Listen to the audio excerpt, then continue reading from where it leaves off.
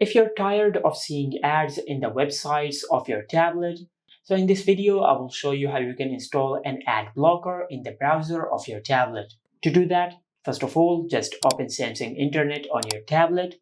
If your tablet does not have Samsung Internet, you can download it from the Google Play Store or from the Galaxy Store. Now as you can see, this website is filled with ads. Now to turn off ads on your tablet, on your Samsung Internet, just tap on the three lines over here and select Add-ons. From here, just tap on Ad Blockers and select the suggested ad blocker.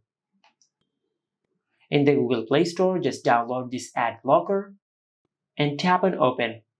Then just tap on the arrow icon over here. Then tap on Open Samsung Internet. Now just enable the toggle for ad blocker.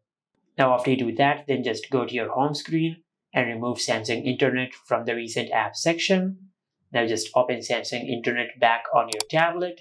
And as you can see, we have successfully removed the ads from the websites. Just like that. And this is it. Make sure to like, comment, and subscribe. Thank you for watching.